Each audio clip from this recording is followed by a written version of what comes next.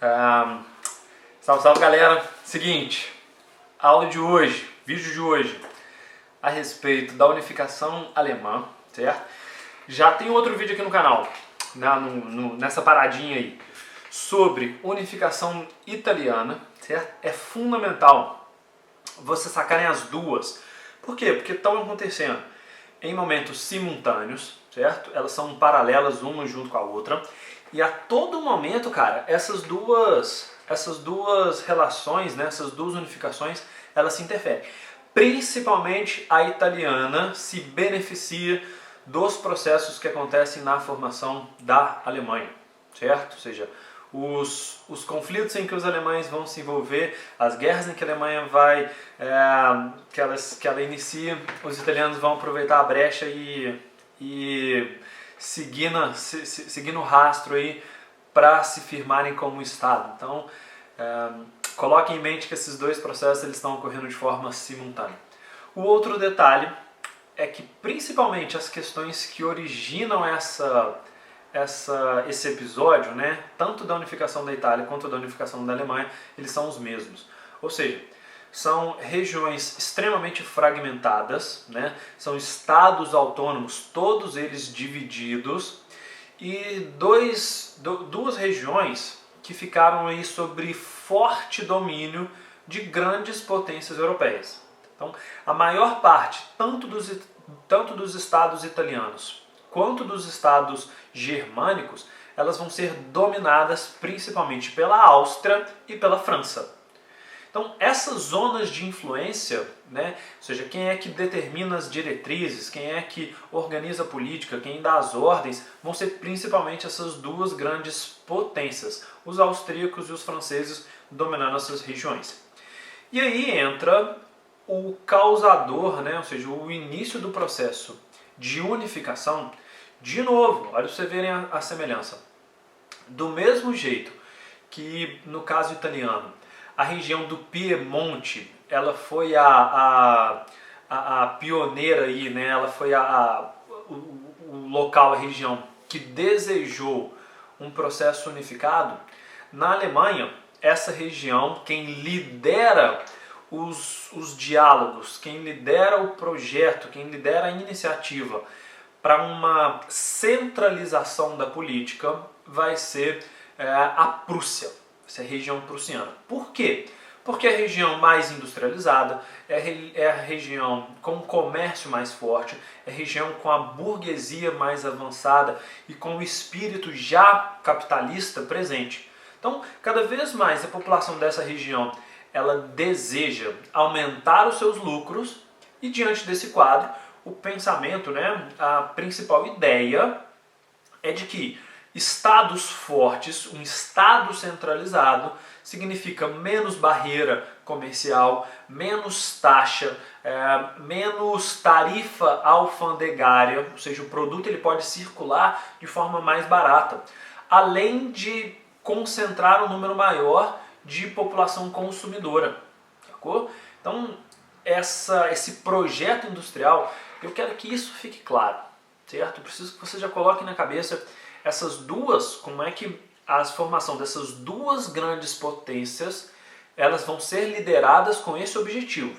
É um objetivo econômico, um objetivo comercial, de ganhar dinheiro, de fortalecer essa economia, beleza? Na Itália, a região do Piemonte e na Alemanha, a região da Prússia. Tem aí esse pensamento econômico, beleza? O primeiro movimento, que é uma das diferenças, hein? Se liga. Um dos primeiros movimentos liderados pela Prússia é criar, dentro desses vários estados germânicos, né, essas várias regiões autônomas, um mercado comum. É o que eles chamam de Wolvenheim. O que é isso? É um local, né, ou seja, todos os estados estão dentro de um acordo e que nesse acordo vai existir aí a ideia de que não precisa ter taxa, não precisa ter barreira alfandegária e que os produtos eles circulam de forma mais ágil, mesmo que a política não seja unificada ainda, mesmo que cada região possua sua própria regra, beleza? Olha só, um mercado comum para facilitar essas atividades. Por que isso daí era interessante para a Prússia? Por que ela ganha com esse projeto? Porque os prussianos eles vão conseguir vender o produto industrializado mais barato e para um número maior de outras regiões, e para as regiões produtoras de matéria-prima, vendem os seus produtos para a Prússia. Certo? Então, o que a Prússia ganha com isso? Matéria-prima barata e mercado consumidor. O que as outras regiões produtoras de matéria-prima ganham com isso? Tem alguém para quem vender o seu produto sempre constante, além do fato de comprar o produto manufaturado, ou seja, um produto já industrializado, com desconto e mais barato. Então todo mundo sai ganhando dentro dessa estratégia. Detalhe, certo? Aí que começa a treta. Dentro dessa união do Wolfenheim, os alemães, né, a Prússia na verdade, ela não convida a região da Áustria para participar. Os austríacos já são uma grande potência industrial e estão perdendo espaço cada vez mais para os prussianos. Ou seja, para poder vender aí nos estados germânicos, os austríacos não fazem parte. Os prussianos, extremamente inteligentes, porque são liderados aí pelo imperador, né? Quem governa a Prússia é o imperador Guilherme. E o Guilherme ele escolhe como primeiro-ministro, né? Como seu secretário, como seu homem de frente ali, o Otto von Bismarck. E o Bismarck, extremamente lúcido, né? Extremamente racional, bola toda essa estratégia de longo prazo, ou seja, ele saca qual que é o objetivo. A ideia é criar uma nação, criar um país. E nesse país, a Alemanha, né, que vai ser formada, vai ser liderada pela Prússia e vai ter o Guilherme como imperador. Ele precisa chegar nisso. Mas o próprio Bismarck saca que ele tem uma série de obstáculos. Principal deles, além da questão da Áustria, além da oposição e do domínio dos austríacos, não existe na Alemanha um senso de identidade coletiva. Isso é uma das maiores diferenças que os alemães têm para os italianos. Por quê? Porque na Itália, quando surge o projeto de unificação, ou seja, opa, vamos criar um país. Tá lá o Piemonte liderando e dominando os outros estadozinhos da botinha da Itália. O que é o discurso? O que é a ideia? Nós, italianos, temos que criar uma nação porque a gente fala a mesma língua. A gente tem a mesma religião. Nossa cultura é igual. Todo mundo aqui ama macarrão, ama beber vinho e nós temos a origem do Império Romano. Saca? O grande império do Ocidente, a maior potência de todas. Todos nós da bota da Itália temos esse ancestral em comum. Já que a gente tem esse monte de características iguais, vamos criar uma nação igual. Sacou? Vamos criar um espírito em que todo mundo vista a mesma camisa, fale a mesma língua, tenha a mesma ideia e os mesmos objetivos. Deixar a Itália mais forte. Certo? Isso é um projeto de nacionalização com base na união. Qual é o problema que o Bismarck ele vai enfrentar em relação aos estados germânicos? Porque cada territóriozinho desse não se vê com essas mesmas características. Por mais que exista uma língua germânica, os dialetos falados dentro de cada região são diferentes. A cultura de cada região é diferente. Tem regiões com religião, uma mais ligada ao calvinismo, outra mais ligada ao protestantismo, outra mais ligada ao anglicanismo, ou seja, cada região tem fora os católicos, né? Cada região tem uma religião mais forte, uma bebida mais forte, um alimento mais forte, enfim. O que une esses povos em características comuns, né, para todo mundo poder bater no peito e falar o seguinte: eu sou alemão, ela não existe. Sacou? Para a Itália, isso é fácil, todo mundo quis fazer parte desse país Itália. No caso da Alemanha, o discurso vai ser o seguinte: eu sou prussiano, não sou alemão. Eu sou bávaro, não sou alemão. Então, o regionalismo ele é um obstáculo. Todo mundo se sente muito mais ligado naquela regiãozinha do que fazendo parte de uma região comum. E qual é o problema disso? Porque na hora que você unifica, na hora que você cria um estado inteiro, é as pessoas pegarem e falar o seguinte: olha, eu não sou igual àquele povo lá de cima. Ou eu não sou igual o povo aqui do meu vizinho. Por quê? Ah, mas a gente tudo faz parte da Alemanha. Não, eu sou da minha região, eu não sou alemão, sacou? Então cria aí um obstáculo e um empecilho. O Bismarck observa essa situação, ele entende que não tem jeito dele levar esse projeto de união usando o argumento de questões em comum, e ele vai sacar que para colocar todos esses povos em sintonia, fazendo parte do mesmo espírito, ele precisa criar, olha que louco, é criado, sabe? Isso não é natural. Ele precisa bolar algo em que todos esses povos se identifiquem, tenham a sua identidade. E qual é a estratégia fenomenal, assim, é péssima, mas brilhante, né? Do Bismarck? Ele saca que ele precisa de um inimigo. Ele precisa de rivais em comum. Porque se ele criar um obstáculo, se ele criar um inimigo de fora, que seja tanto inimigo do prussiano quanto inimigo do bávaro ou de qualquer região da Alemanha, ele vai estar criando um senso de identidade. Sacou? Como é que ele começa a fazer esse processo? Indo atrás da Áustria. Por quê? Porque é a principal região de influência e a região que domina a política dos estados germânicos.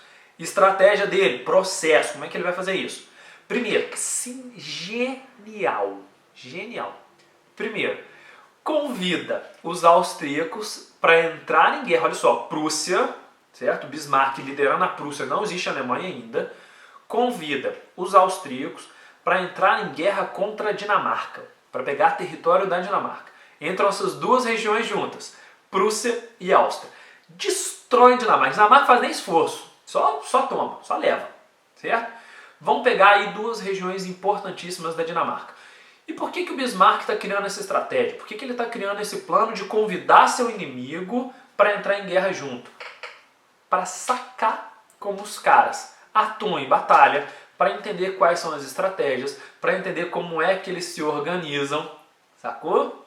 E assim que eles pegam essas duas regiões da Dinamarca, fica um local, hoje eu não vou saber o nome, deve ter no Google aí, mas se liga, uma região para cada estado, né? Uma parte da Dinamarca ficou para os prussianos e a outra parte fica para os austríacos.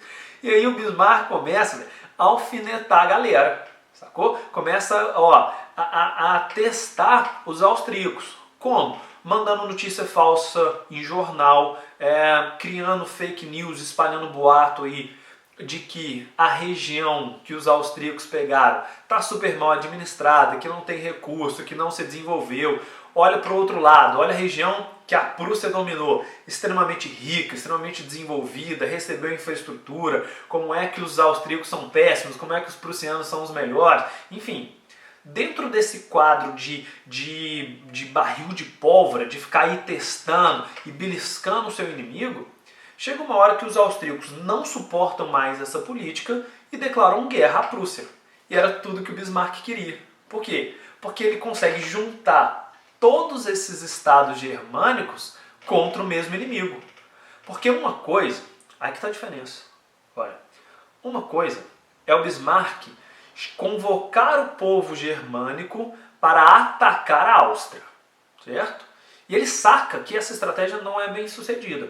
Porque na hora que ele chamar o povo alemão para atacar a Áustria, o que o povo alemão vai falar? Não, eu não tenho nada com isso, isso é uma guerra sua, você está querendo ir lá, você está me enchendo o saco deles e eu não vou fazer parte disso, não vou morrer para proteger um negócio que não faz sentido. Por outro lado, se o seu estado está sendo invadido, você, qualquer povo da Germânia, está sendo ameaçado. Então as pessoas elas são obrigadas a se juntarem nesse conflito porque ela está sendo hostilizada. Sacou a estratégia do Bismarck? Sacou a sacada dele? Ou seja, junta o povo germânico, uma parte da Germânia, para lutar contra os austríacos, já sabe como é que a Áustria se comporta em batalha, já foi tudo anotado, já está tudo pensado, destrói a Áustria, certo? Fortalece, pega território, tira a influência dos austríacos nesse processo. Olha a Itália. Enquanto está acontecendo a guerra com a Áustria, os italianos se aproveitam dessa situação e vão tomar os estados na Itália que estavam sob influência dos austríacos. Sacou por quê? Porque a Áustria não tem força para lutar em duas frentes. Já estão perdendo para os prussianos. Se ainda forem lutar com os italianos, perde mais ainda. Então a Itália avança e se fortalece aproveitando esse episódio. Não satisfeito com isso, o Bismarck precisa de importantes regiões produtoras de carvão, certo?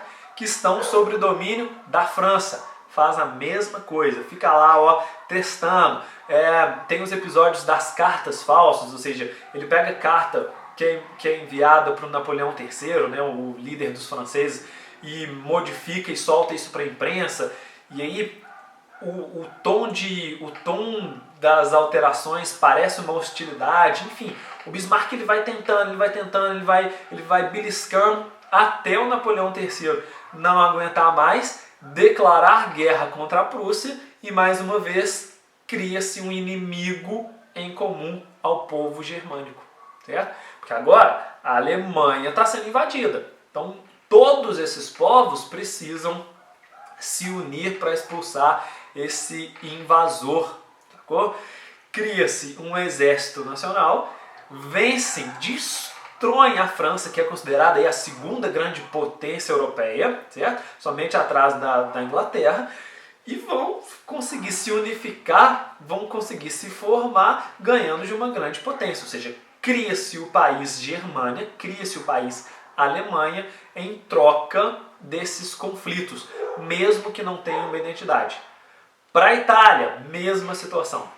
Aproveitando a guerra franco-prussiana, né, que vai ser até, ó, já guarda isso, uma das causas da própria Primeira Guerra Mundial, né, a rivalidade que vai existir aí entre França e Alemanha é por conta dessa derrota. A França vai alegar que ela foi pega de surpresa, que ela não estava pronta e que se tiver uma outra guerra vai detonar, que aí ela não vai perdoar, enfim. Já cria um revanchismo, né? Doida para ter um segundo ato para poder provar o seu valor. Mas enquanto a guerra franco-prussiana está acontecendo, os estados papais, né, ou seja, os estados dentro da Itália que ficavam sob proteção da França, ficam sem proteção, porque a França não consegue lutar nessas duas regiões ao mesmo tempo. O que a Itália faz? Domina isso e completa o seu processo de unificação ao mesmo tempo que os alemães estão firmando seu